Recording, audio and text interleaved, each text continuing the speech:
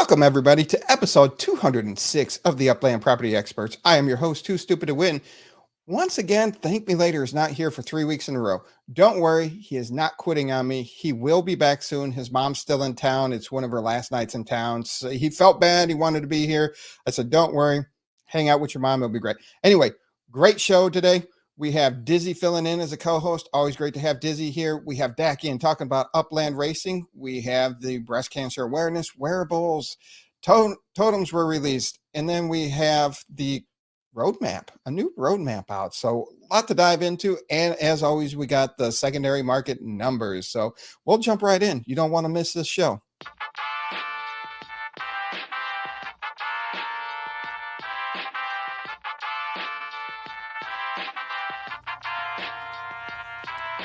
The UPX Podcast with the property expert. If it's happening in Upland, it's the place you want to check first. With your host, Too Stupid to Win and ThankMeLater. Bringing the strategy, news, and cool charts with all the data. This is Upland, where the metaverse goes down. Genesis, San Fran, to Rio, and all around. Don't miss a week, you never know what they'll say next. It's the Upland Property Experts, baby, UPX.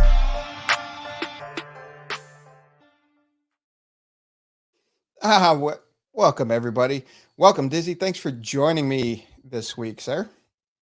Good to be here. Good to be here. And I'll be looking forward to having Too Stupid back here soon. But I mean, we all want to spend as much time with Too Stupid's mom as we can when she's in town. So, I understand where he's coming from. I am brother. too stupid. We'll I am too stupid. You mean ThankMeLater? I'm sorry. ThankMeLater's mom. Yes. You get your moms mixed up, So. I mean, hey, you're a ladies' man. What can you say? You're a gilf man. I mean, it is what it is. So, got to go with that. Hey, oh, look at it, Keith. Ayo. Anyway, we do got a lot to cover. I love the background that's a great background that Upland made. Yeah, they've really stepped up the notch as far as all the backgrounds, all the graphics they've done, the social media stuff. So yeah, this is courtesy of the Upland's webpage. Yeah, and I do like, we were talking backstage before the show. You're like, all right, man, I'm up on this. I read this. I'm reading this right now. So it's not like, it'll be a good show. It's not like, hey, what do you think about this? Oh, they're doing that? No, okay, that's the last dig I take at ThankMeLater. He brings the charisma to the show, and everybody loves and everybody misses him. So it's can't wait to get him back. And never mind, I'll just leave the mom alone on that one. We love you, brother. We love you. I was gonna roll with it. I'll leave that be. Oh man, I'm slacking today. Slacking. All right, there we go. I can share the screen now. Jump right into the secondary numbers for the week. And is it that one? There we go. No, I want that one. I got these new little layouts. And maybe that one. There we go. I'll make a small for it. There's other things that we can do. All right, looking back over the last week, top 10 city floors in Upland. Nothing really changed. All the top 10 cities stayed in the same position. Floor prices stayed pretty stable. Santa Clara moved up about 13% and Berlin up 10%. And then Rutherford's US dollar floor jumped 19%. Other than that, I'd say this is a pretty stable week to week from what we've seen in the past. Anything jump out to you there, Dizzy? Yeah, I was supposed to ask you the same question. Any surprises or anything? I mean, I know y'all give Manhattan a hard time, but I'm glad to see that UPX floor going up a little bit, and hopefully the USD floor will kind of slowly move along too. Rutherford, I mean, percentage basis is 19%. That's probably roughly a $2 move up. So maybe you had an $11 property last week, and now you're at $13.63. But yeah, overall, kind of expect again, Manhattan, London at the top, Tokyo near the top. Looks pretty healthy overall for the big cities. Yeah, and it's still interesting. Manhattan, Santa Clara, and San Francisco are the only cities that have been fully released and fully sold out. Oh, and Rutherford. I'm sorry, Rutherford too. Everything else, though, is partial release cities, and it will be interesting to see what happens when expansions happen there. Yeah, I'm trying to recall now. Obviously, Manhattan was a big launch. what are some of the cities that we have done kind of the expansion? Las Vegas hasn't expanded yet, has it? I know we've been kind of waiting around for that one. Las Vegas hasn't expanded. Dallas hasn't expanded. Arlington hasn't. Berlin, Tokyo.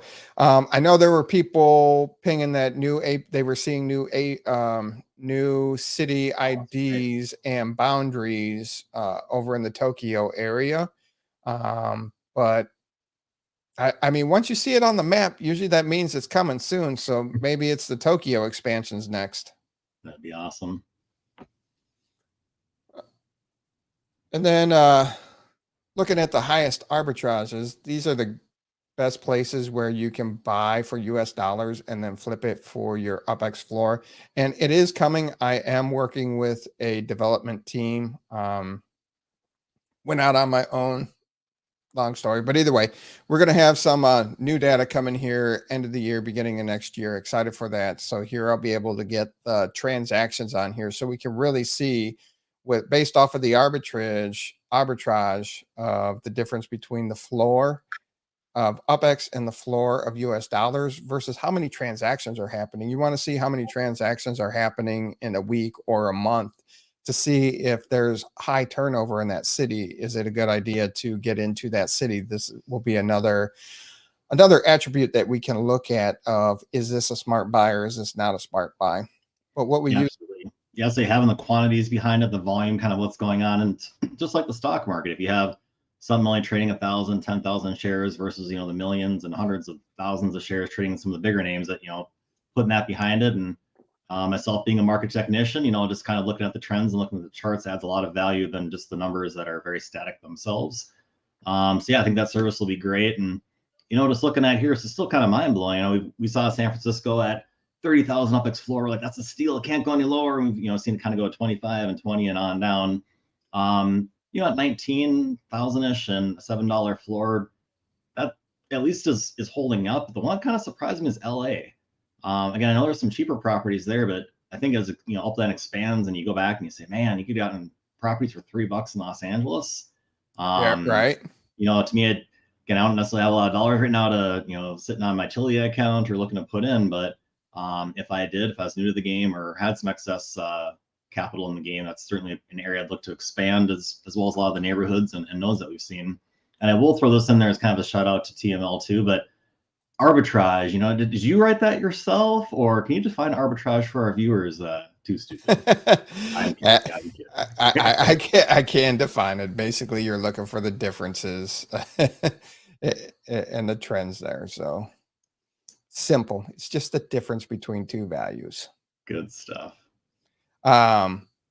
Yeah, and we were talking pre-show backstage with Dak and talking about the UCC, how they can do bulk construction. We go to the Spark Exchange for our onesie twosies builds, but if you ever need a whole area developed, UCC is very good for doing big bulk. They're a little more expensive, but it's well worth it. You don't have to individually list everything. You just give them, hey, here's all the properties, you start the builds, and then you give them the UPX and it's taken care of. So that's a great service. But I was showing an area where I have a lot of properties and they're like, you were buying San Francisco for 2,600 UPX. And, it's just, you don't think about that nowadays.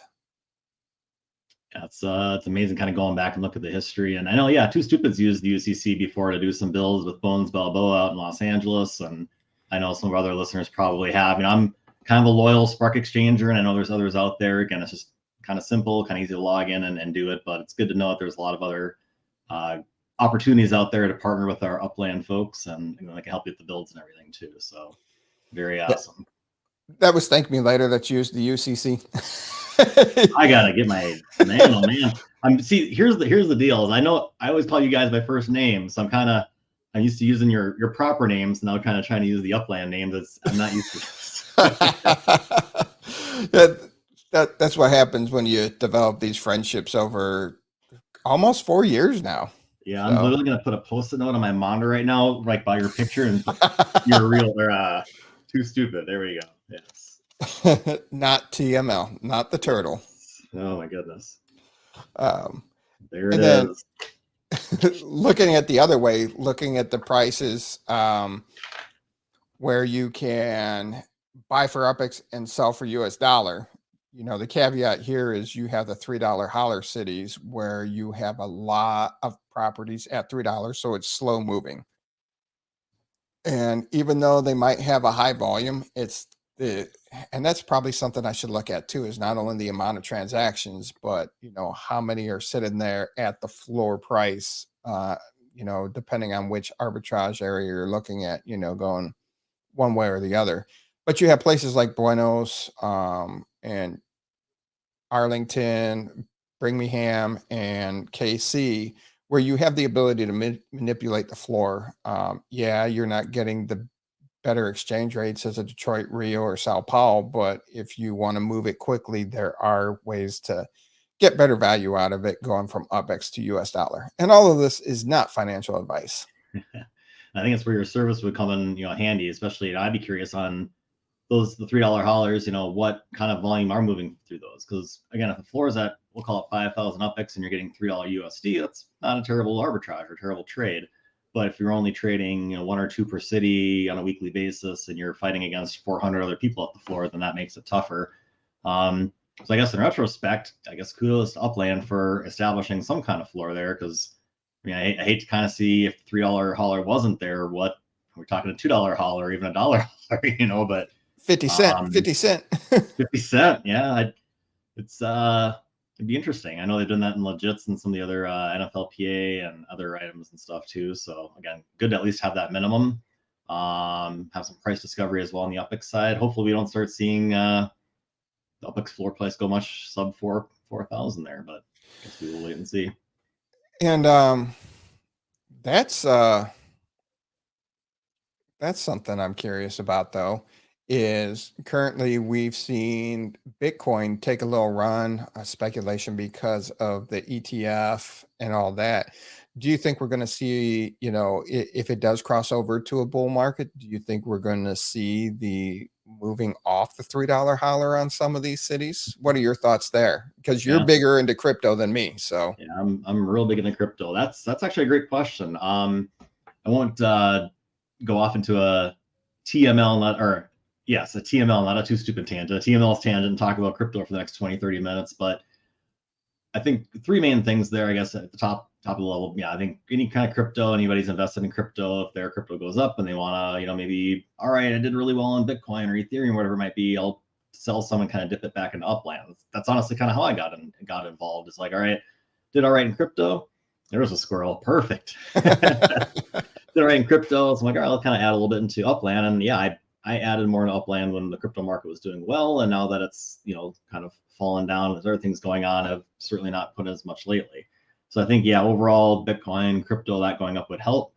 I'm not sure the ratio per se of crypto enthusiasts inside Upland, but I'm, assuming there's a decent percentage. So I think that would help. The other 2 things I would throw out there is, one, just the overall NFT market. Well, I know a lot of us don't really look at Upland as an NFT. They look at it again more as a property trading game and building a community. There's still some ties to the other metaverses that are out there and how they're performing. And then the third overall, again, kind of on the geeky side, is just the macroeconomics that are going on with, the dollar was much more cheap and much more liquid and just readily available with all the Fed pumping, or not Fed pumping, but the monetary policy we had in 21 and 22. And now that things have tightened up and rates are higher, from a macro perspective, that, the free cash, as you and I have talked about many times, is just, we're doing everything from clipping coupons to, I was moving over like a upside, we have an app called Upside. Yep. And you can go get gas. Oh yeah. And I moved like $24 I had saved up over a couple months into my checking, just to like make the bills down. Months get tight sometimes. So they do, especially with kids, and you don't want them to feel it or suffer in their activities. And I mean, I had to let go a lot of my NBA Top Shot this summer it hurts because I know it's going to rebound. So hopefully I rebound and can buy them back before they get too ridiculous. Was that intentional, the rebound? Was it just a layup for you to use that rebound comment, or? That was just a layup. It was too easy. I don't have to sound word. There you go. We're like Dak. Mm-hmm. Well played. Yes. On to the next one. Oh, that's an old slide. I forgot to hide that. All right. So looking over here, um this is the city floor UPX price markup. So this is basically what the floor is in the city and the markup percentage on it. And just because it's the cheapest in the city doesn't mean it's your best deal. There's a lot of different things to look at when you're wanting to buy something. Sometimes you search by percent markup, sometimes you're just trying to get the cheapest property, but that might not always be the best deal. And usually you can find something close to the floor that has a better markup percentage than what you see here. Uh, Rutherford and Manhattan are just crazy at 5,400% and 4,100%. But Tokyo's not far off either. No, it's an interesting slide. If you look through this, you kind of start looking at each one to say, why are certain ones the way they are? And I think, again, we know Rutherford had a pretty big following, overall pretty small city. It had some of the NFLPA stadiums to kind of get us going. Manhattan kind of speaks for itself, just the popularity. In Tokyo, Tokyo being as high as it is kind of nice to see too. Again, a newer city, a little bit higher values. So nice to see a nice markup, even though we had some higher floors there. And Santa Clara had some following. Berlin, I guess the Staten Island, Fresno, Cleveland, and even Brooklyn kind of remind me again of almost like if you had 3 tiers of Upland, again, kind of the real OG with San Fran and Manhattan, and even back to Fresno, Bakersfield days. The next stage, kind of the Clevelands, the Detroits, the Brooklyns, again, kind of that wave. And then this last wave now more the London, the Berlin, the international expansion. That second wave might have captured a lot of our folks that got in and they marked up properties and maybe just haven't been as active yet, or maybe haven't really been back to the game. And that's just kind of where the floors naturally either, I guess, risen to because the lower ones have sold. Maybe that theory makes absolutely no sense because if it's the floor, people are probably actively moving it down. But in any case, I think we are still seeing a healthy markup there, maybe just because, in my opinion, those are probably cities that were not as, I guess they're not as new, but probably also people didn't go ham on them with San Fran back in the day, kind of that nice middle tier. Because even number of properties wise, Fresno is still relatively small, Cleveland is relatively small. I'm not sure about Brooklyn, but Staten Island I think is relatively pretty small. Interesting to see the difference. I guess very diverse cities, but nice markups there. Well, I wouldn't say, you're talking about being small. Cleveland was, they have 142,000 almost 143,000 properties. So almost as much as San Francisco.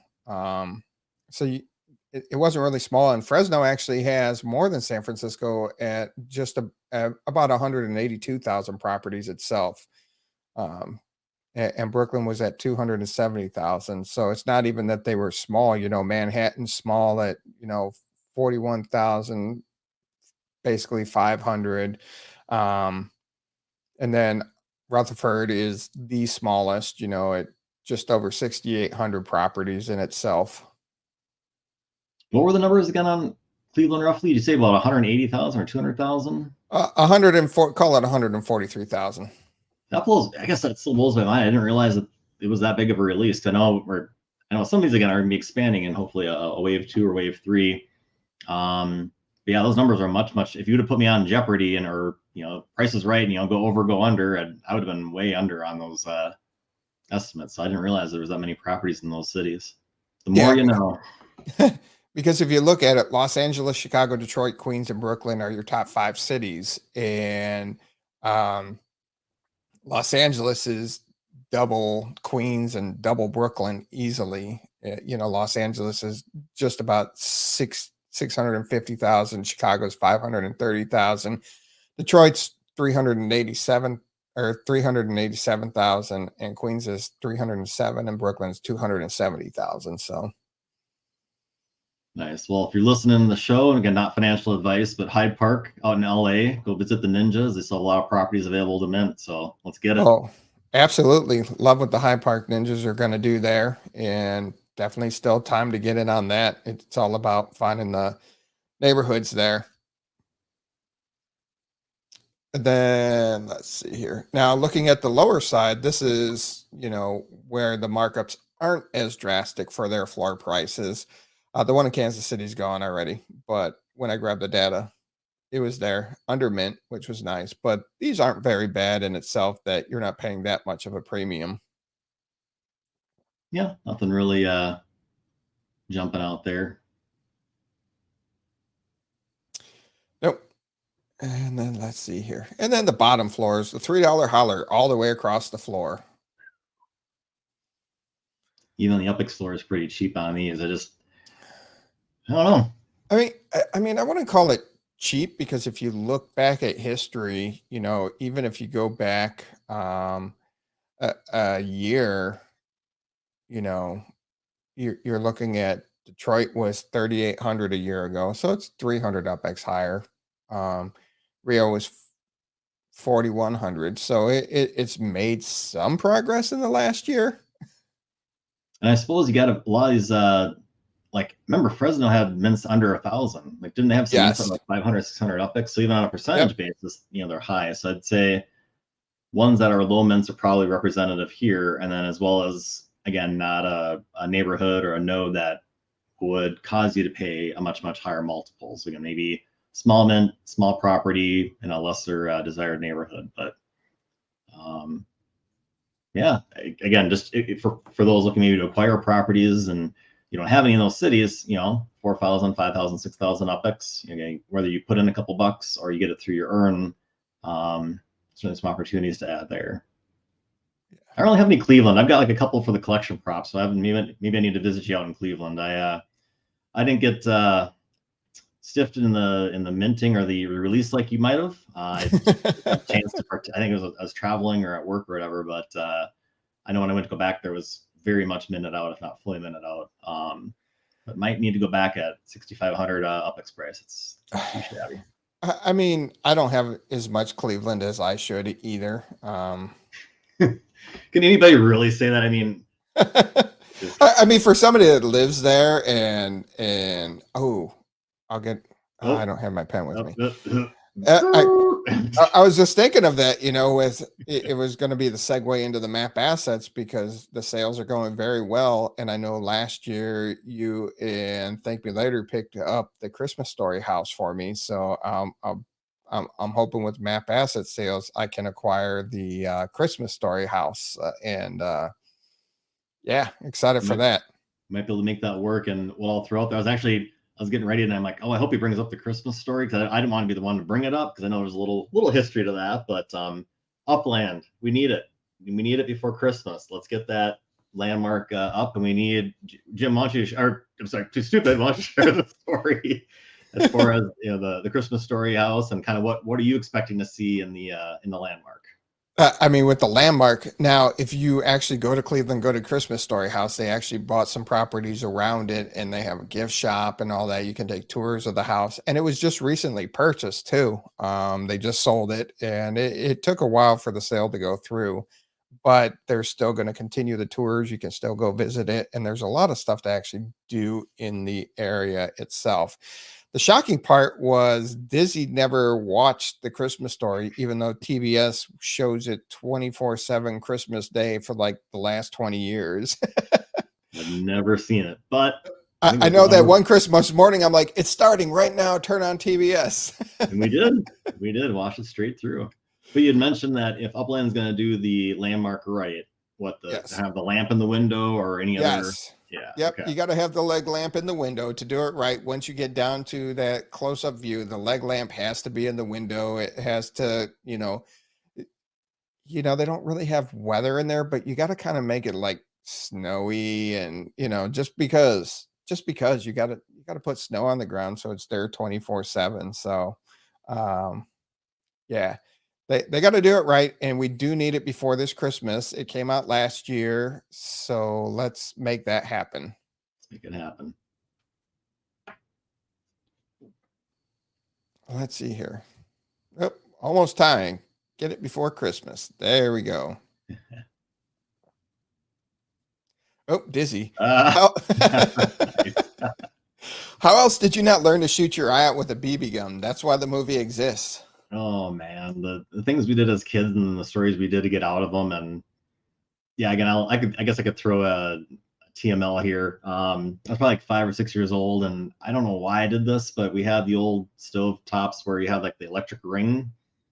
And for some reason, I was determined to figure out if it was hot or not, or if it was on or not. I literally put my hand smack on the ring and, just scream, but didn't want to get in trouble. So again, my kids would come running to us and then, screaming bloody murder, whatever. Me growing up, it's like, oh my God, I don't want my parents to find out. So I literally went in my room and I had a brass bed frame, and I just kept moving my hand around the brass frame to cool it off. Yeah, and it was bad. It wasn't just like a little burn. I had like literally a ring on my hand for probably, I don't know, a couple days. And I think a couple days later, my mom saw it or something. I was like, oh yeah, I was in the bathtub and I put my hand where it was, the hot water was coming out and I burned it or whatever. So yeah, I think my sister might know this to this day. I don't think I've said that to my folks, but again, not a big deal. But again, just going back to the movie, the stories we make up or the things we do to kind of avoid getting in trouble. Yeah. And the interesting thing now is by the Terminal Tower, the Jack Casino, all that was the Higbees where he went to see Santa, and they had they actually filmed it there in the public square area. So, pretty great Cleveland movie. So,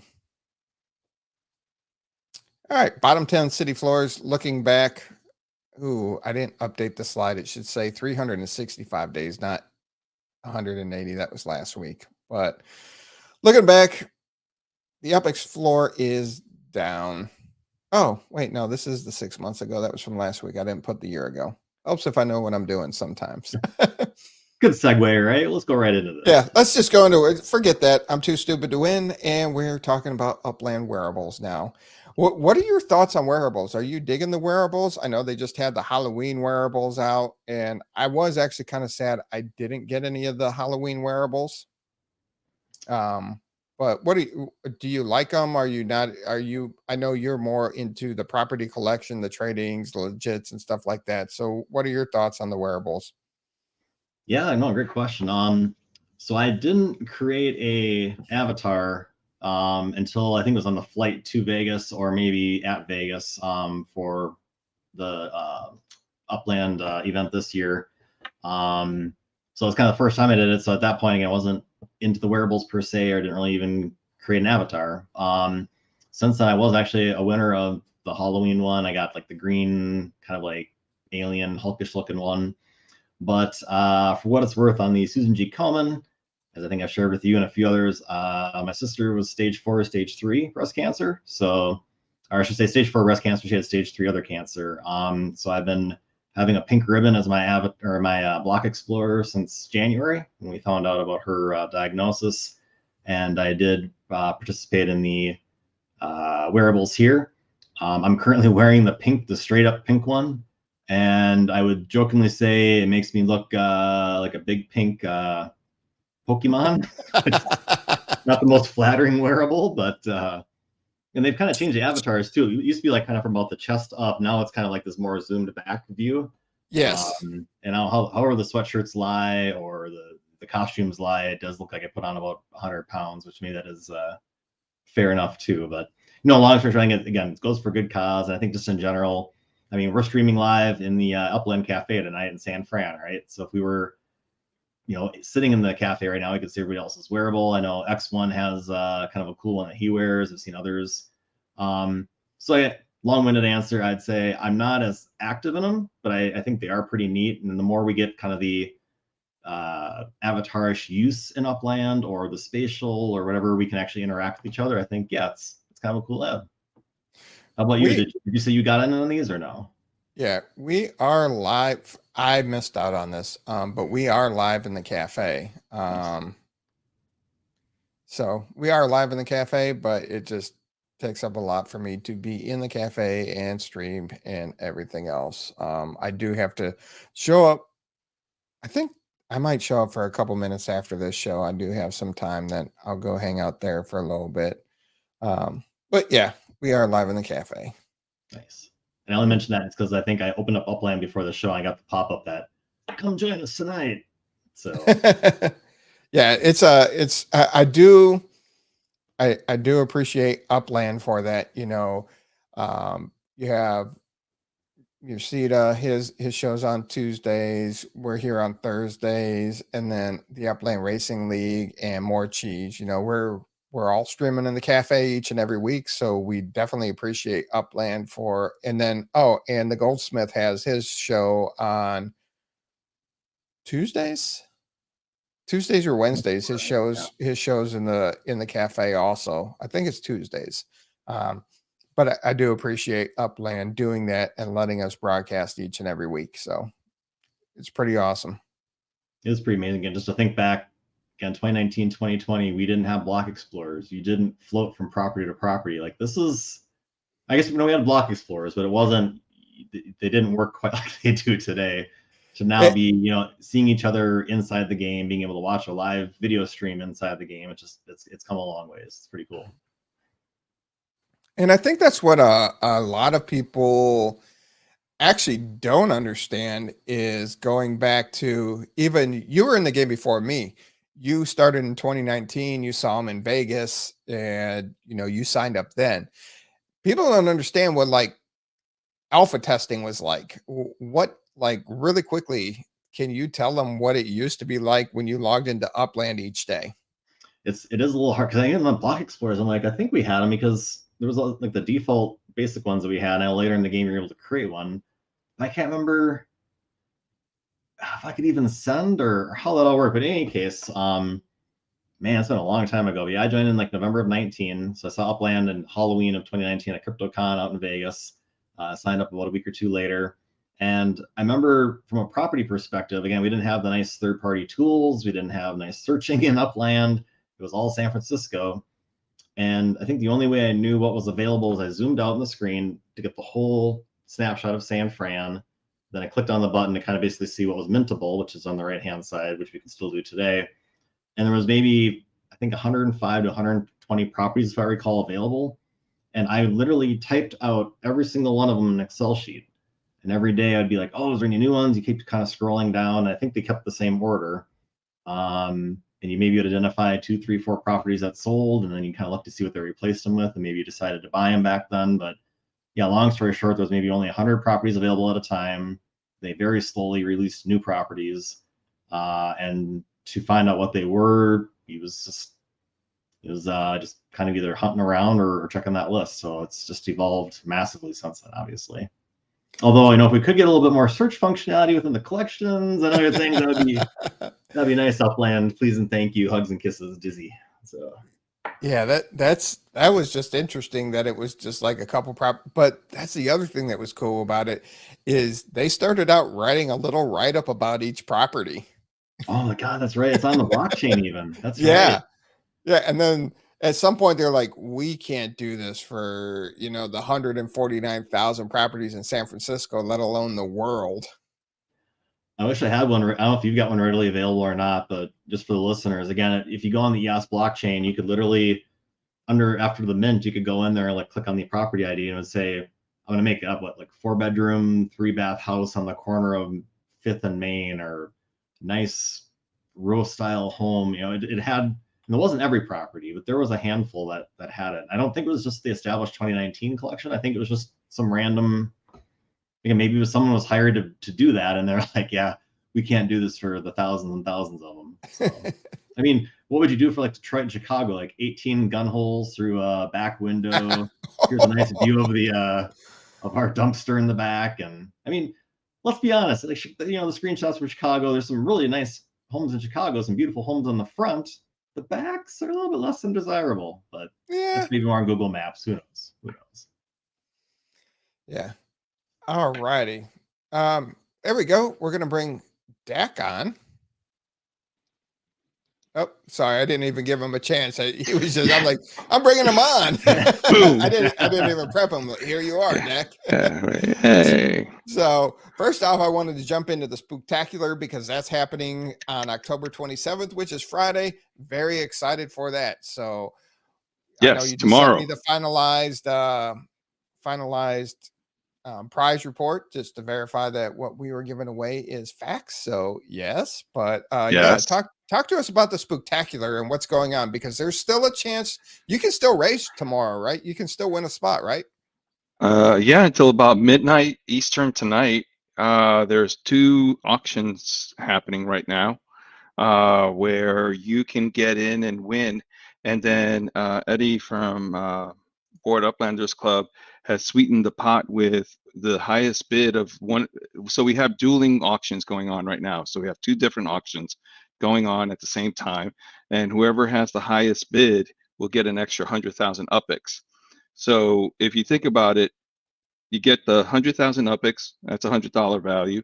You get an S4, that's a $60 value, and then you get a one-of-one NFT with a physical art print. And so whatever you want to put the value on that at, right? And so easily over $160 worth of value just from the auction. On top of that, now you have an opportunity to race and win part of the prize pool.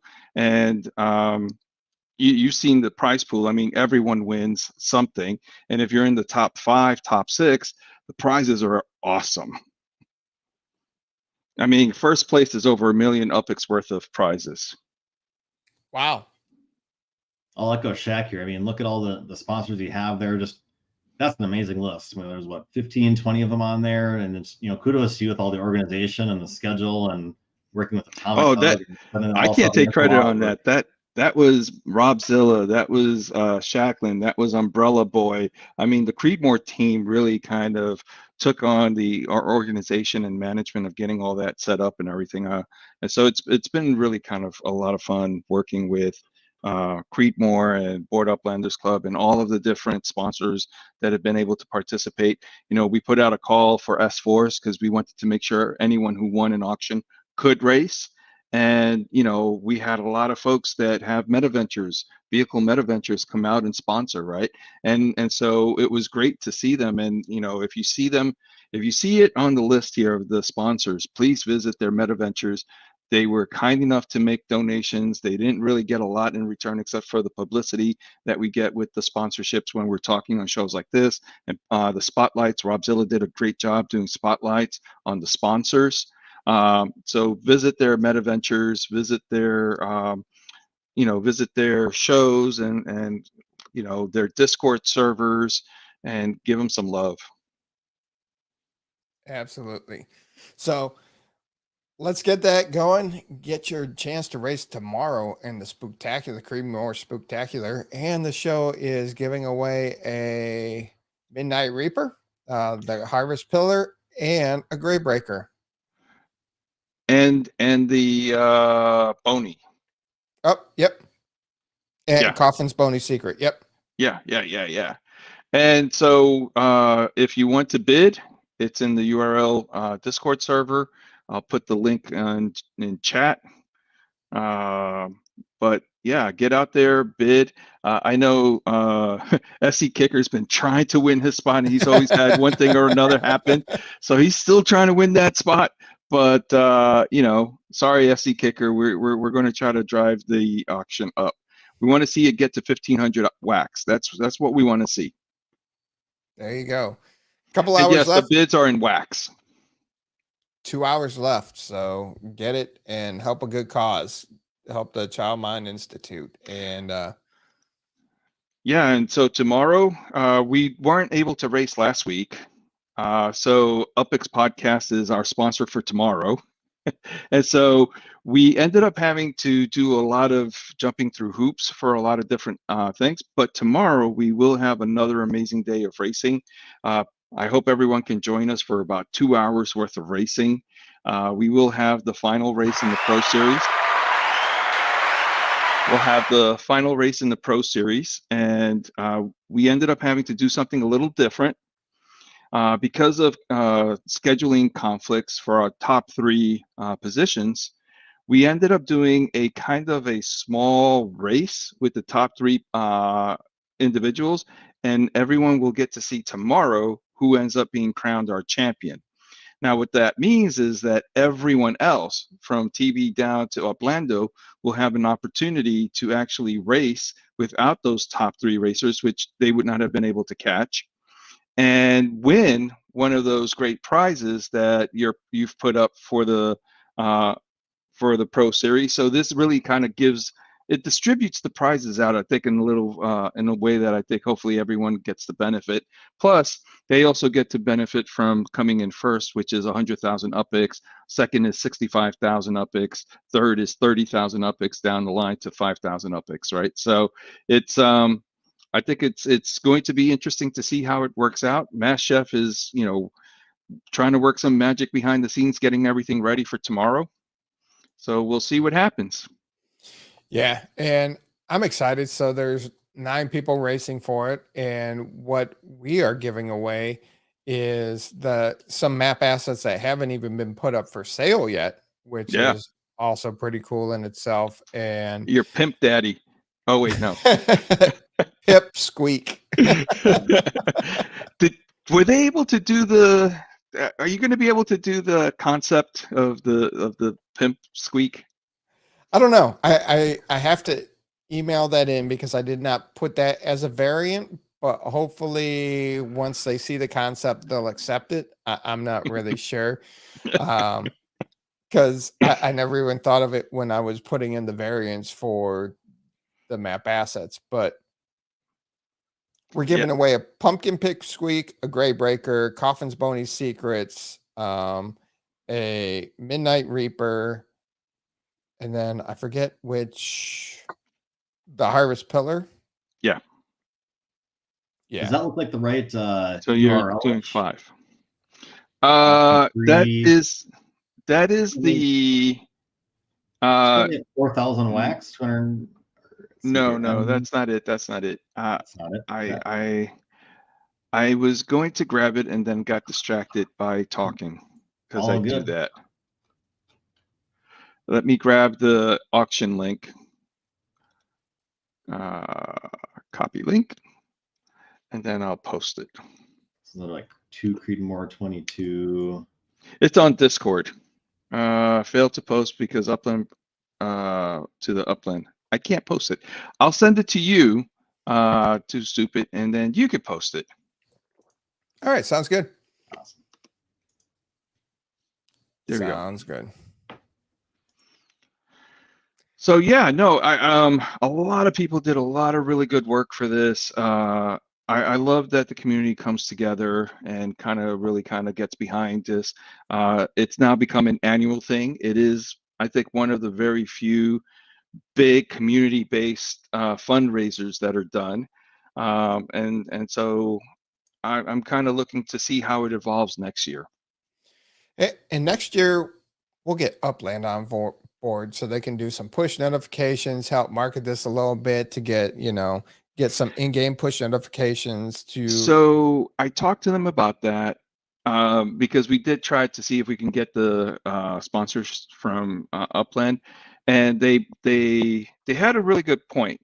Since no one had talked to them about doing something like this, they didn't have standards for being able to say who they would support and who they wouldn't support. And so to be fair to everyone, they are going to actually develop standards for this type of community engagement, which one I think is really kind of cool. That, that in itself is really cool that they're willing to actually at least look at how to create a fair process for others that maybe want to do something similar. Yeah, I think that's great. And then since we got another year to next one, hopefully the standards are there and you guys qualify. I hope we qualify. It'd be kind of sucky if we didn't. No, but this is going to be great. And then I look forward to, you guys got the go-kart series coming up in November.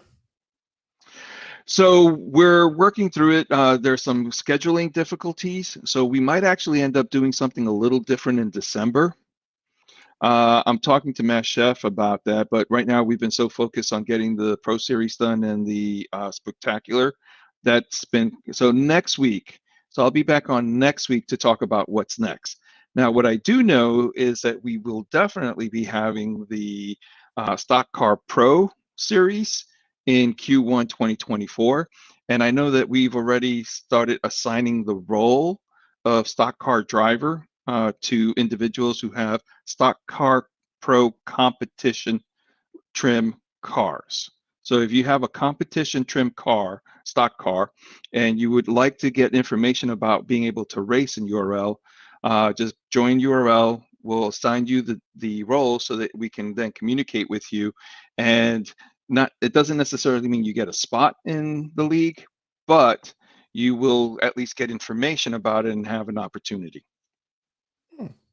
I know as an example for Mass Chef, he has the Castle Elite Racing team, and he will be doing open tryouts for the Castle Elite Racing team. Now, here's the other question. The people that now have race meta ventures, how can they reach out to you to get included in the Upland Racing League in the different series you guys will be hosting throughout the year?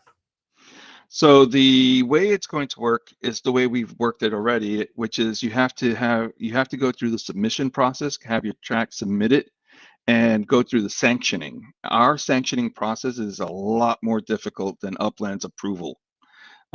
So an example is you need to have a 40% ownership of trackside properties for the track. And if you think about some of these tracks, they're anywhere from 200 to 400 properties, and you need to have 40% ownership.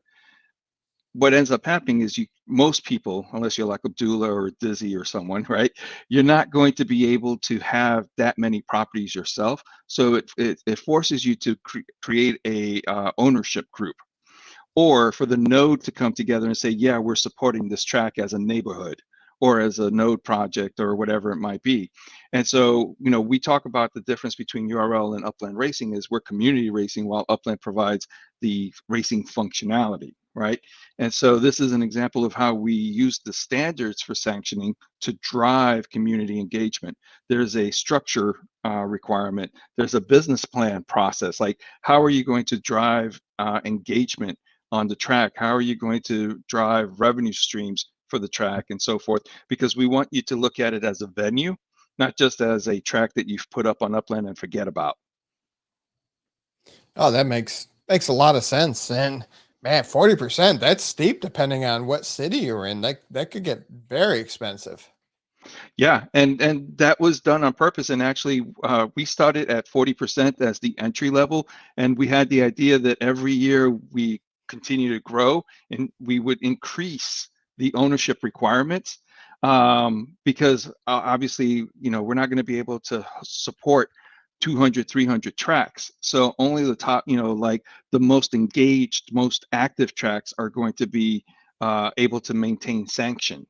And the reason we wanted to do that is because these are the tracks that are going to be picked for any URL season type of engagements. And so that means like, if we have 4 different seasons and we're doing 10 races per season, that's 40 tracks, right? And so that's the best we can do on our official seasons.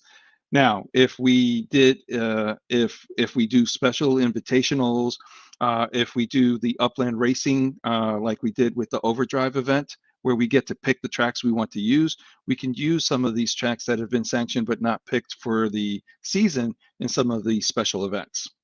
So our goal is to really kind of drive engagement, and then eventually you're going to have to be physically located at the track to be able to race, kind of thing, or something like that. So I think there's going to be lots of way for individuals to monetize the tracks. And then hopefully, if we can, I would love to be able to see little like URL logos on tracks for tracks that have been sanctioned, so that hopefully Uplanders go to those tracks and use them for their street races or in one-off races that generate UPX for the track owner. Guys have it all planned out, I see.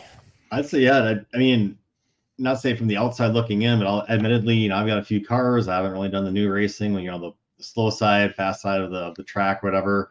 See KO kind of give it a shot every now and then, or check you guys out in the cafe. But this blows my mind. Like, again, we just talked at the beginning of the show what was 2-3 years ago, the 100 properties, no functionality, no nothing. And now you're talking about, you've got a full business model. You're taking again ownership. You're talking about different tiers and leagues. And I mean, there's a lot of obviously work that's going in behind the scenes, not just like you said, logging into your app or on the desktop. I'm going to race a little bit.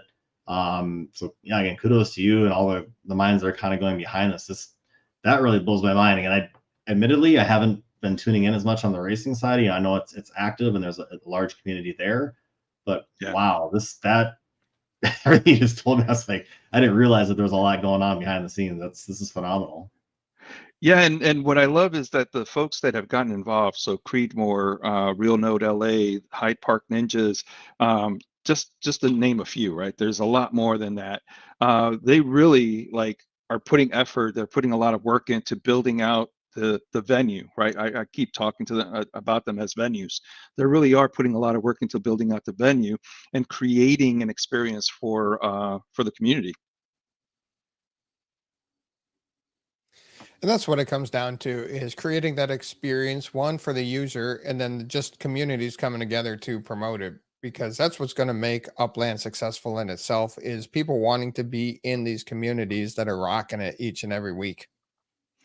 Yeah, and what we love is we're starting to see more and more racing discords starting to pop up. You have ULU GT, you have Tolton, you have Cars. That used to be Ace Racing League, now it's Cars. And what's great is that they have a different model than what URL does, but we need those, because what we want to do is we want to bring the champions of those leagues. We want to find the best of the best to race in URL. And so we need leagues that will help train and develop drivers so that when we race, and we're racing with some of the best in the game. I like that. And you're able to recruit from the other leagues, and you got a competitive, and you get the best of the best and the people with the cars. So it's a good plan. And if you have a racing league, we have MRNN, which is the Metaverse Racing News Network. And our goal is to actually be able to highlight metaverse racing in general, right? So not just URL, but any of the other leagues, Zed Run, Ref Racing. I mean, obviously the connection to the Animoca brands is an easy one because of the Upland connection. But yeah, the goal is, if there's metaverse type racing, we want to be able to highlight it on our shows. I got to get my horses running. They've been dormant, and Zed's been doing a lot of stuff. They're even advertising now too. I'm jealous that you have horses. I know we've talked about that before, because I used to love this. There was this old game that was a horse racing game where you would breed horses and kind of develop them and everything. And with Zed Run, you have a lot of that too. And so I was very interested in it, but the pricing point for it was not cheap. Yeah, we'll talk offline. We have a stable full. It's a conglomerate. It's a conglomerate. It legit is a conglomerate. I mean, Dizzy's in on it. ThankMeLater's in on it. Myself, Choina, Josh. I can't remember Josh's numbers off of it. He was he was here for a while. Let's start the whole race. Okay, we'll talk. Yeah, we'll talk. Yeah. Okay. Yeah. All right. No tangent. No TML tangents. Got it. Yeah. Thanks. All right, Dak. Looking forward to the races tomorrow. Looking to the Creedmoor Spooktacular, and then the finishing of the 23 Fall Pro Series leaderboard, and seeing who wins that. And then also to the other race contestants. KO Ninja, you got to wait, did you say you wanted 4th spot because you wanted a map asset? You didn't want to take home the big, huge Reaper? Yeah. I don't know about that. The first spot has ridiculous things now. I mean, you've seen the price. I don't know if you can get the price pool up, but that was pretty sick. And yes, the 5th spot, I think it's the 5th spot now. Maybe no, it's the 4th spot. Has a 5th. I don't know, whatever it is. It has a Tokyo property. The other one has a Belrose property. I mean, it's some serious. I was talking about the Pro Series, not the Creedmoor Spooktacular. Oh. Sorry. Well, I mean, yeah. Who wouldn't want? I already have mine up in Creedmoor. Yeah. So yes. Yeah. All right. I saw that. Thank you, Dak. We'll bring you on next week, and we'll talk what's next. Yeah, no, I'm excited. And don't forget, the auction's going on. Go up there and keep SC Kicker from getting his win. I'm kidding. I'm kidding. You're really going to do that to the SC? Wow. No. I love the guy. He's awesome. No, he's awesome. But we do want to get that to 1,500. Remember, 1,500 is our goal. All right. We got 2 hours to do that, or less than 2 hours now. Everybody get on that, make that happen. Thank you, Dak, and we will talk soon. All righty. So we also have, I thought this was interesting in itself, was the Upland going with the layer 2 Q4 roadmap update. So these are the outside developers from Upland that have layer 2 already going on in the game, what they did for the third quarter, and what you're looking forward to in the fourth quarter. And I thought that was pretty nice for them to include these people in this and talking with them and what they're bringing to the game and help enhancing the game. Yeah, I know they highlighted they have an UPX Spark Exchange, UPX Land, Uplandia, Upland Kingdoms.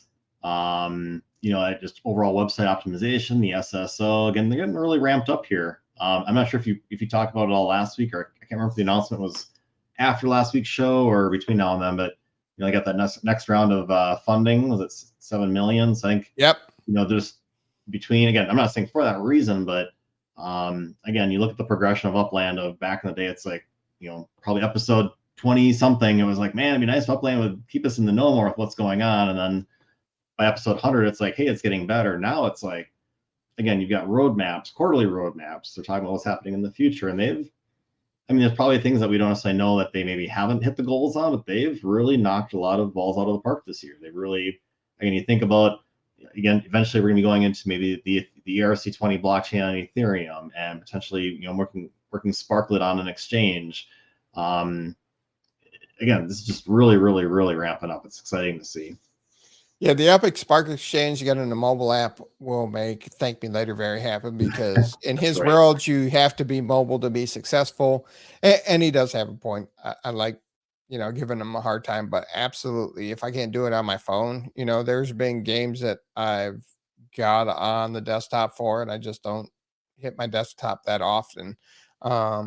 And I do like the single sign-on that the UPX Spark Exchange is working on. And then if you didn't watch the new video of what they're working on, that's pretty cool in itself.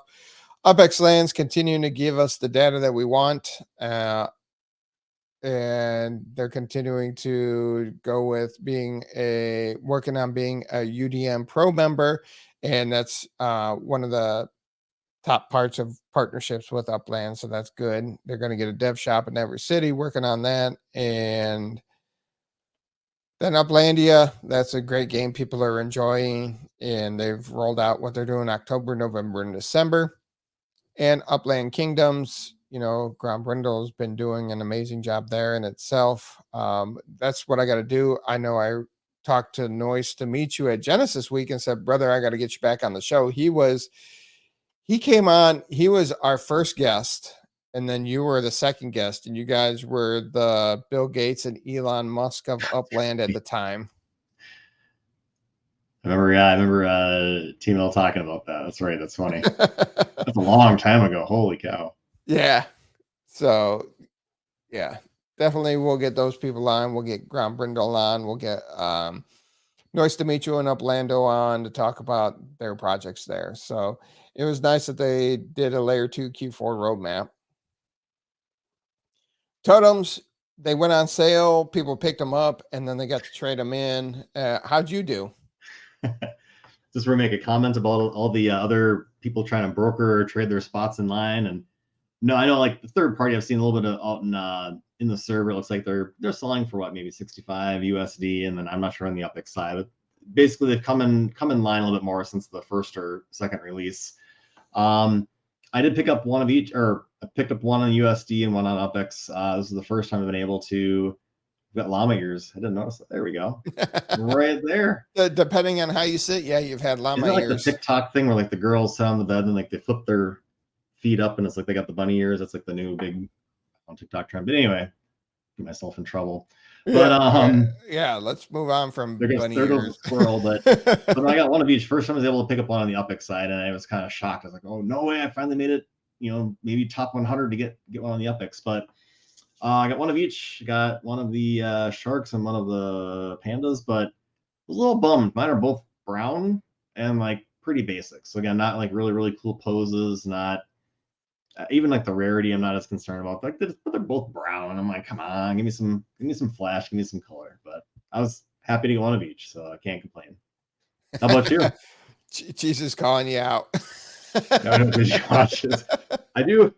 I think we all get. Maybe we don't all, but yeah, I get into if you want to look at my TikTok stream, it's probably Pokemon, funny cat videos, funny toddlers, maybe bowling. Just it's not the because I'm watching it sometimes with my kiddos. So it's gotta be age appropriate. No, I missed out on the totems, and I had the USD, and then I had kid issues, and then I missed my spot. But I will look on the secondary market for good deals, not horrible deals. Absolutely. Yeah, I didn't get anything from the second round because I was presenting at work during that time, and I was real bummed about it. So yeah, I got to check out the secondary market for the round 2 totems that were released then. Did you get any on the first round or two? I got the first and second round, but I only got one. It was kind of weird. I got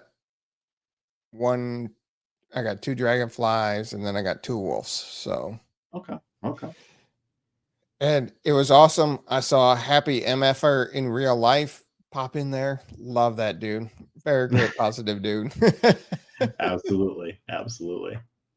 Ooh, he got the panda, $55, and decided he need to own one of each and made some trades. Now he owns all 6. There you go. I need to be like happy.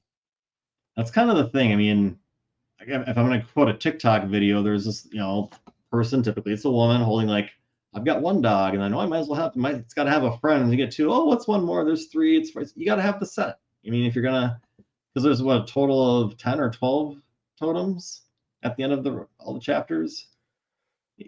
5 chapter 10. 5 chapters to yep. Where is there 6? Now you're making you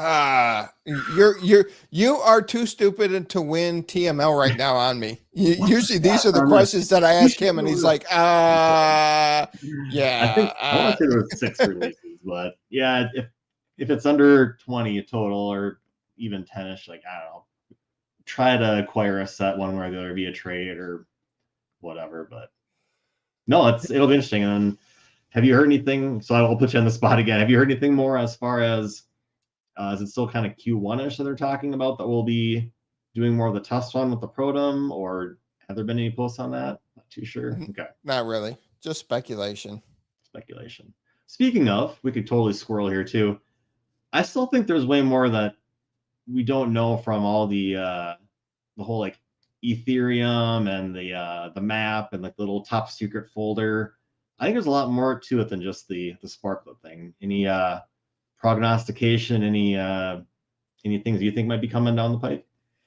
I mean, Upland's been doing a lot. They gave us the ability to put stuff on OpenSeas. They made the bridges for it.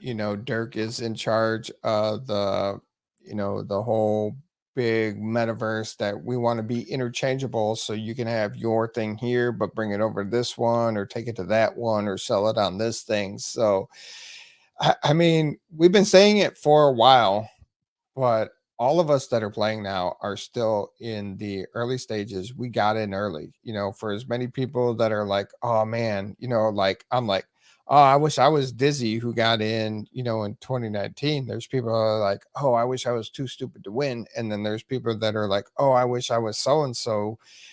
But all of us are in early. And I think that, what Dirk's doing is good with these other metaverses of trying to have like a common thing that we can all share things. So, whatever your fancy is, you can go do it. And I'm liking the partnerships with, having the cafes and having the stock car pro racing. They've built on it, they've experimented. They had their NFLPA that they're still working with, but as they expanded the stock cars, I mean, I'm squirreling the hell out of this conversation because there's just so many things, so many tangents. It's, I'm excited for it. all in all, I'm excited for it. I'm excited for the totems to experiment of what Protom's going to do for the stem and how that's going to create life. And there's so much there to life, from trees and bushes and flowers and pets, and who else knows what they want to allow there. And some of these mini games, so I scrolled too. I'm on Twitter because I'm looking for a certain image that they released during the whole kind of top secret event. But anyway, they post like a speed pool game. It looks like somebody's putting on there, and then like another. I mean, I'm old enough. Do you remember the game Spy Hunter? Like Nintendo. I love Spy Hunter because you could roll up into a trailer. You know, you had the oil slick, and yeah. Looks like there's a Spy Hunter kind of game that might be coming too. And again, it's those mini games. It sounds like they left that window pretty far open as far as what you can kind of bring in. But again, it's another fun little thing. If you're on your phone, your app, and at the airport or at a stoplight, you know, joking, of course. But yeah, just scroll it up and play a couple games for a little bit. It's mind blowing. That's right, because for the totems, there's 11 because of the one-of-one llama that was given out at Genesis Week. So 10 of the quote-unquote normalish ones, and then one-of-one series. Got it. Yeah. And then that was where I was going next, was the mini game competition. I've been seeing a lot of teasers on X lately, teasing what people are developing for mini games. And that's something that Upland always said that they were wanting to do, was to launch cafes, to have mini games at the cafes. So I don't know. I don't know how they're going to work that, because I really like their partnership with Nowhere, and I like what Nowhere can do for Upland. So yeah, but I do like this mini game competition going on, and it's pretty cool stuff that the players are coming out with. And I think that's where you will win, is the microtransactions with your business in Upland. I know that's where TML will be coming on right now, talking all about the microtransactions. I know he was big on that, and talk about all the games and all the wearables and all the other cosmetics and things like that. But even if it's the equivalent of putting a quarter in a old pinball machine or old video game, I agree. It just, and we can kind of do to add incremental users, whether it's more the real estate side or more of the games, just more of the engagement in general will all be good. And I think even with all the different partnerships, like you're saying, I think we'll find a way to make it all work. I trust Dirk and the team. I know you do as well. And hopefully everybody's in the know about the partnerships and kind of the plans of what was going to be happening moving forward and everything. But just kind of wait and see. I did finally find the image of the cactus. Okay. I won't talk much more about it, but you can probably Google like cactus and Ethereum or cactus and custody, and you'll get, again, I think, something that might be coming in the pipe. That's just my guess there. And I know I talked to Shaq a little bit behind the scenes about, we kind of coordinated some of our, hey, do you think this might be it? And none of us know for sure. But long term, I think there's definitely a lot more kind of cooking. Yeah. Rodrigo needs a developer for a game he's created. Not many programmers that will work for Spark and UPX. And yeah, you were all over the cactus, like this is the big announcement. Do I want to share it? I think cactus is pretty cool. I mean, like, you're like, this is the big announcement, and it ended up being Sparklet, but I was like, that's kind of a valid point. So I can share the screen here. How about this? Do you have anything that I don't want to get into? So the agency, I'm going to do a compare. I might do a video between Spattle and Nowhere and see what I think. Just spatial, bro. Spatial, Spattle. I know, I'm horrible. I do it every time too. That's why I'm too stupid to win. I get away with it. All right, go ahead and share cactus. I'll do it quick, because I know this is kind of where maybe TML would hop on and talk about some other thing he's got here. So let me go to present. Make sure I don't get in trouble here. Share screen. Oh, not that screen. Just kidding. This one here. Here we go. Perfect. Hopefully this will zoom in a little bit. So again, this was kind of one of the first teasers. It's confidential, and this was back September 12th, 23. Shaq here is excited on the side. But you got this little cactus up here. It's like, why would you drop this cactus of all things? So, you know, some of us have talked about maybe it's going to be, you know, dirt bikes or dunes, or maybe they're going to eventually get into the mining side of things. Maybe this signifies some kind of desert territory opening up from a new city standpoint. And it certainly all could be, or it could just be coincidental. But again, of all things, you could have a coffee mug there, you could have whatever, why a cactus? So one thought was potentially, hopefully I'm not getting in trouble with Upland, is cactus custody. So if you look at a lot of kind of what you're talking about here, and can almost probably bring Shaq on. I know she's done some due diligence on this whole idea too. But again, it's got security, it's got the DeFi. What they can do is they can really partner with some of the gaming and some of the NFTs that are out there to provide security, because people are always complaining about, I almost said the B word there, but complaining about, hey, I want my keys, you know, Upland's got the keys. Well, through things like this, they can kind of custody the assets, whether it's maybe the securities, the NFTs, the tokens, the cash, whatever it might be. Again, a lot of different things going on here. Not going to get into it too much, but if we go into this DeFi connector, again, there's various projects on here we might recognize, like there's Aave, OpenSea, Curve, 1inch, Uniswap. So again, those are more on the DeFi side of things. But allows you, again, supports, you know, various blockchains. I'm not sure if EOS is on there or not, but they've got Ethereum, of course. Enhanced security and control. I'm not finding it right now, but it basically also allows you to set up DAOs. So again, that was one other thing that we were talking about, is the ability to, again, have us kind of control the destiny and the future of Upland. And this is where I'm not as prepared, unfortunately, but they do have a nice area or information on here. Here we go. This is what I'm looking for. Crypto lending, mining investment fund, token fund, maybe not. But in any case, feel free to check it out. Again, totally a guess. There's a little bit more there. I could probably even, give me one more second here. I can fill up some time. Here we go. I don't want to, I'll put it this way too. Shaq's done a lot of work. I'm not going to share some of the stuff that she's done.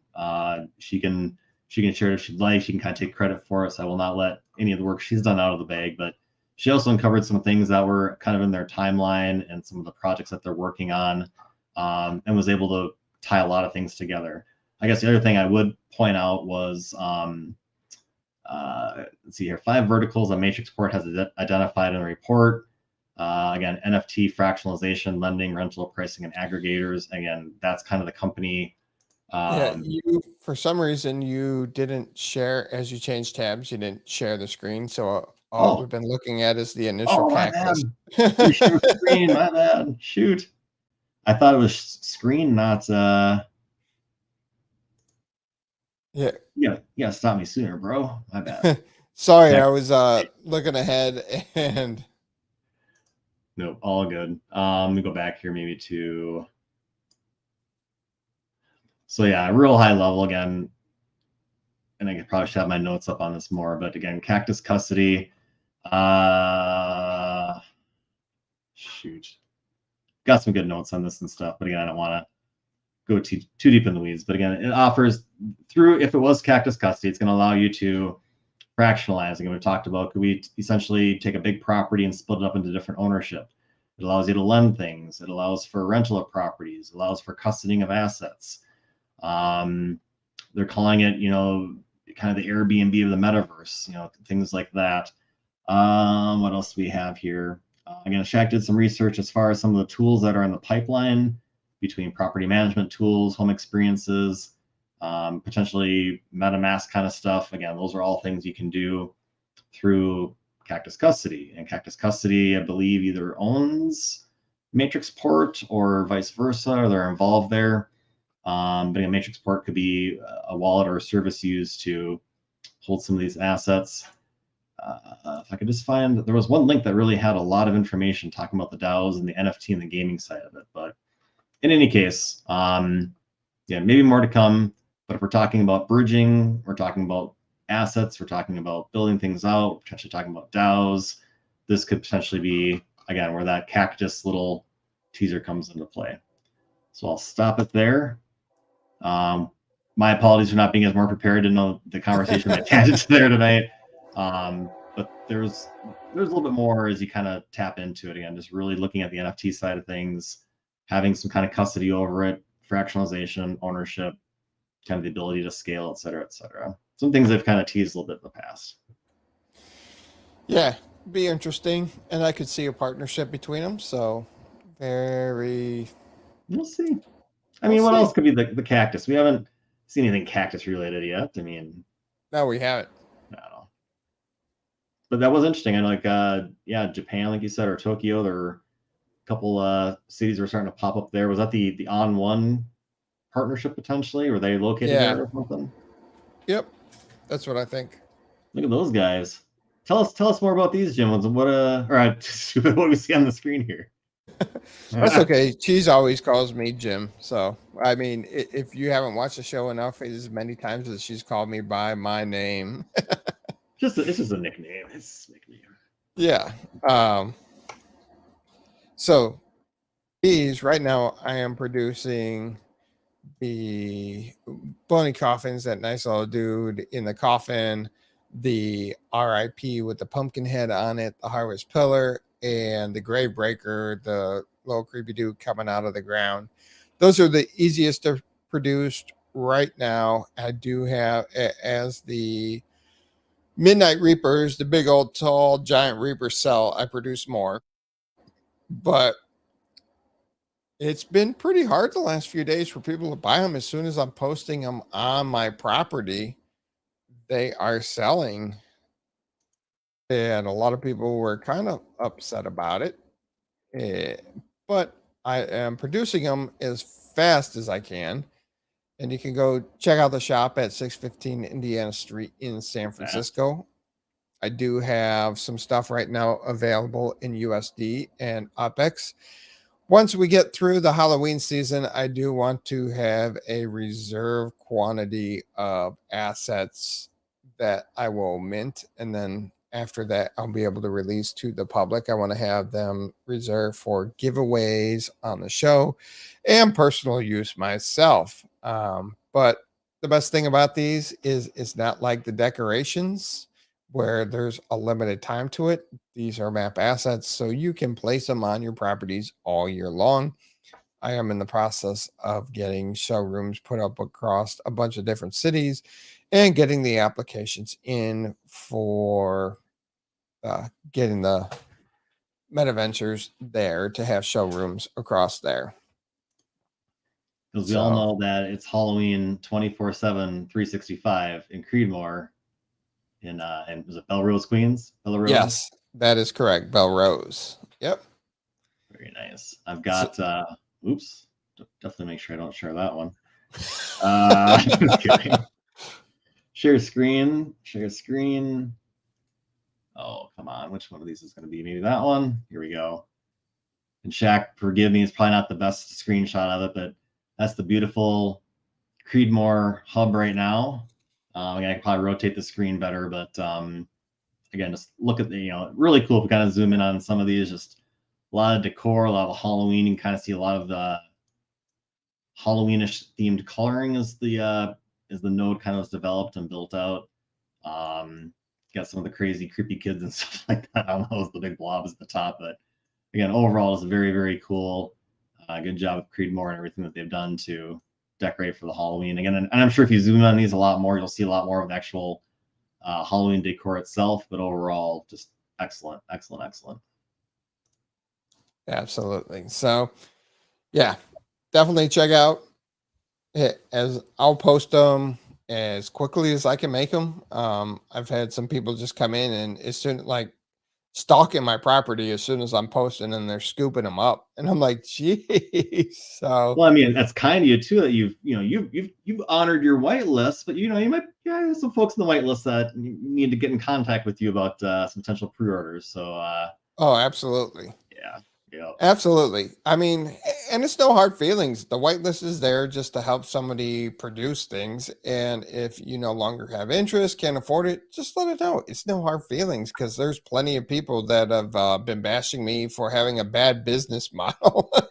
I'm like, I'm not advertising. Other people are doing an amazing job of saying, look at this cool thing I got from Too Stupid to Win. And then everybody wants it. So, I mean, Toss Shack was great in the design, taking my concept to reality. And now it's just cranking them out as fast as I can. And I know there's going to be other communities besides Creedmoor as Upland grows that will be perpetual 24/7. So I see where you have multiple cities with neighborhoods that are Halloween themed that are competing against each other for which one's the best. Oh, getting caught up in the chat there. I mean, there's a lot. I mean, we'll be a little bit biased maybe, but I mean, there's an original, of course.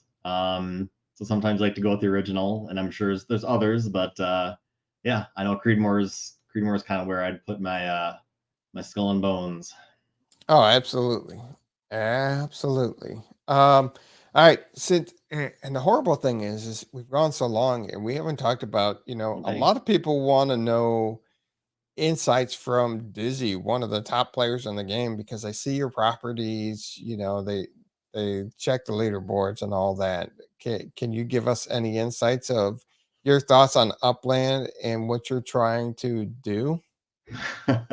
I'll try to keep it tight. I think it's kind of funny we went an hour 20 because you and I have talked how we're very similar in a lot of respects, and I didn't want this to be like the too boring old white dude show where we're just like, yeah, cool story, bro, and then on to the next, and there's all this, kind of dead air. Well, I'm glad we filled up the hour 20 show we have. So,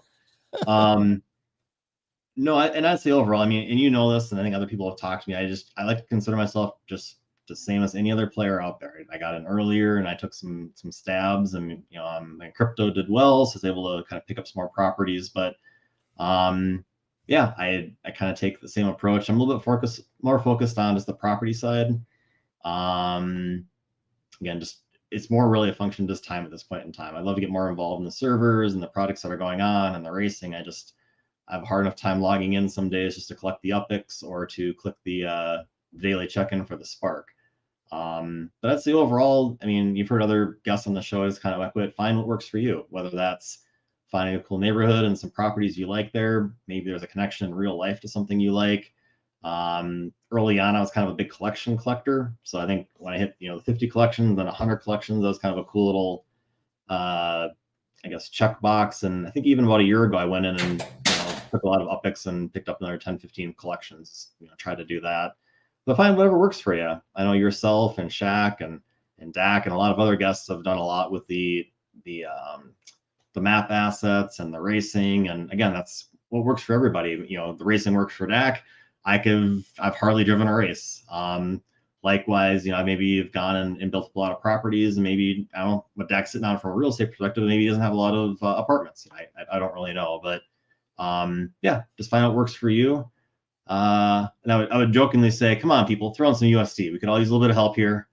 Grow the game, get usership. Just tell your friends. I have to be careful with my job, what I talk about, but I would say I've talked to plenty of people. In fact, I was just at a conference in LA last week, and I was talking about Manhattan, and they're like, "Do you used to live there?" And I'm like, "No, but let me show you." And I'll whip out the Upland.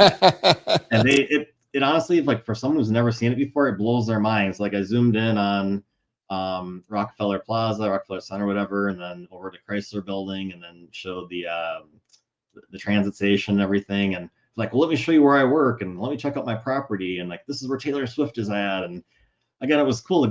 Even though a lot of us don't maybe tie the IRL into the game, people have never seen this before, do know where some of these properties exist in real life, and they like to kind of see it inside of an app. It's kind of like, again, if I'm being old school, it's like seeing your name or your picture in the newspaper, growing up, or nowadays, like, oh, I got a tweet with my name on it or something like that. It's kind of cool. So that's a very long-winded way just to say, do what works for you, do what you're comfortable with. Don't feel like it's a rush or a race. Again, there's plenty of properties, there's plenty of time. Yeah, just enjoy the game, have fun. Kayla's got the best message of the night. She's so excited to be live with us in the San Francisco Cafe. Longtime fan of the show, and she just got a selfie with us. She got us not just with she got like Dizzy the OG, and then like yeah. I'm gonna go head into the cafe here right now as we're talking. I'm zooming out of Creedmoor, but this is good. There you go. And then, while you were talking about that, I thought of another great question and then lost it because Kayla flattered us like that. So, um, you were talking. Oh, now one of the questions I did want to ask you, I was on Bleacher Report the other morning, and Upland had an advertisement on Bleacher Report for the NFLPA Legits. Really? Yeah, That's a pretty widely followed publication or site. right. And like I was excited for it, but yet at the same time I was kind of like, Yeah. So I think I know where you're going with this, but pros. Pros, I like it because Bleacher Report's highly followed by sports enthusiasts. They have the deal with the NFLPA, so that gives you the hey, they're committed to it. The NFLPA is committed to Upland, which is cool. But I still have a hard time with I'm still waiting for the whole response of how people like the new system with the bundles for the legits. But then the other thing is just the legits in themselves. Game balls, cool. Jerseys, cool. Caps, not so much. You need like receiver gloves or lineman gloves or helmets. I understand they can't do helmets because of the NFL. So I understand that. So that was wrong of me for saying helmets. But other than the backup quarterback on the sideline signaling the quarterback, who wears a baseball cap? Let's get it to, because I understand from the collector's point, and the passes are cool where you get the mementos, and once they start being able to, so you can merge your essentials to make mementos, absolutely. But still, being somebody that collected baseball cards, football cards growing up, and then coming into the NFLPA legits and getting something other than a game ball or like you're giving me hats, I'm like, what is this? What's the value of this? So one, I like that they're reaching out to different markets. I like seeing it on Bleacher Report, but yet at the same time, I think there's still improvements to do to the NFLPA legits. No, it makes a lot of sense. I mean, sorry, I was in the cafe, so I had the leg. I had to exit the cafe. What press conferences are you watching, the MetaVenturist? they come out, they're showered, and they're just like sitting, like, unless they're being signed to a team or just drafted by a team, I don't see them with the caps. We'll pull up the championship. If they win the NFC or the AFC, they might whip them out. But no, and I get it. We've talked about this before too. Just without the NFL license, it's tricky. Like even in the sports card market, the MLB, you don't really see it in the NBA as much. I mean, Topps doesn't have an NBA license, so they've done some draft picks or some of the it's not the minor league, but kind of the league that's not the G League. But what's the one that's not quite? It's out of high school, but not quite college. Oh yeah.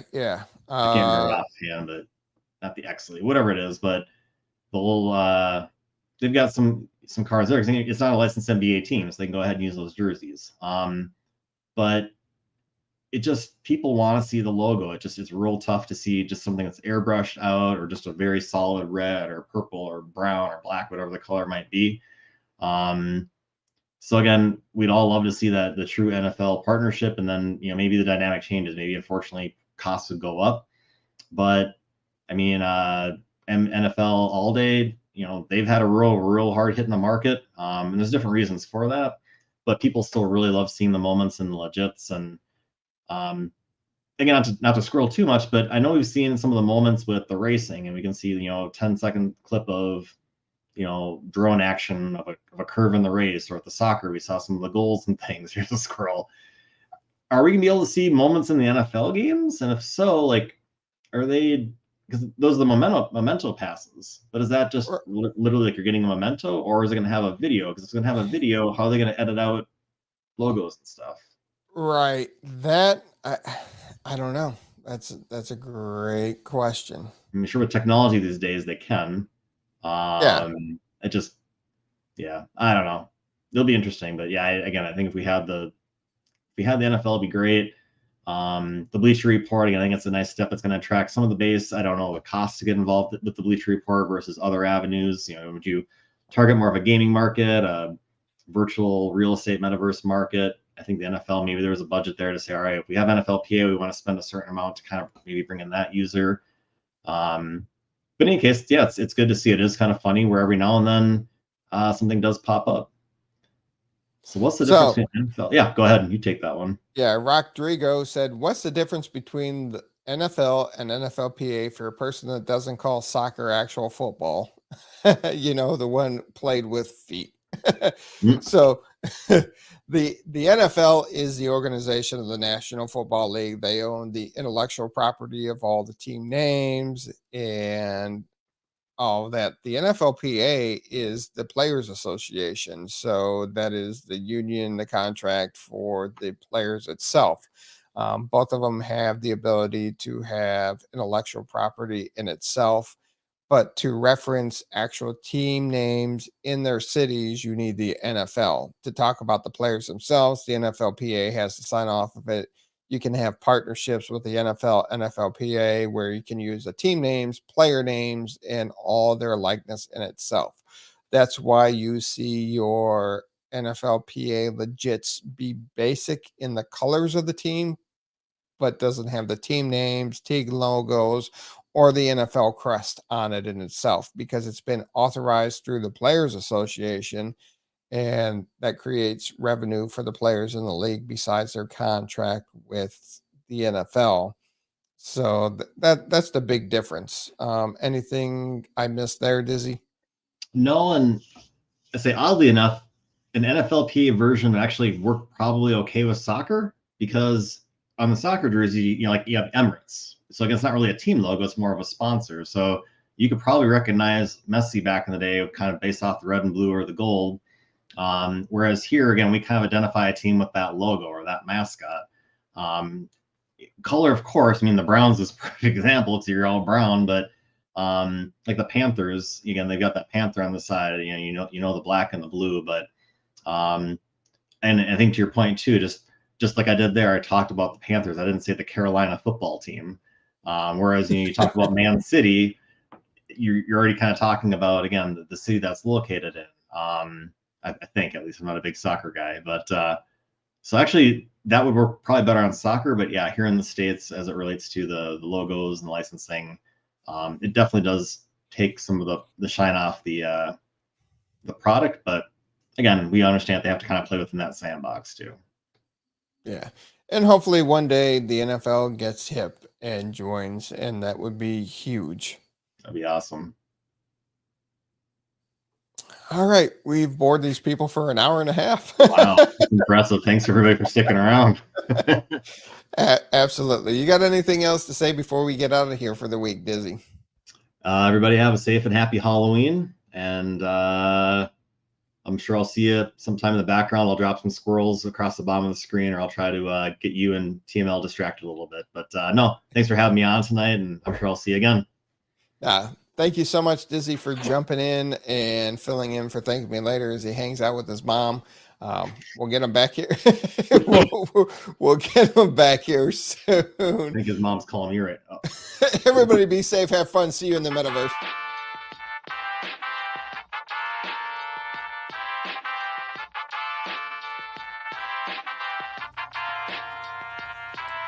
The UPX Podcast with the property expert. If it's happening in Upland, it's the place you want to check first. With your host too stupid to win and ThankMeLater, bringing the strategy, news, and cool charts with all the data. This is Upland, where the metaverse goes down. Genesis, San Fran, to Rio, and all around. Don't miss a week, you never know what they'll say next. It's the Upland property experts, baby, UPX.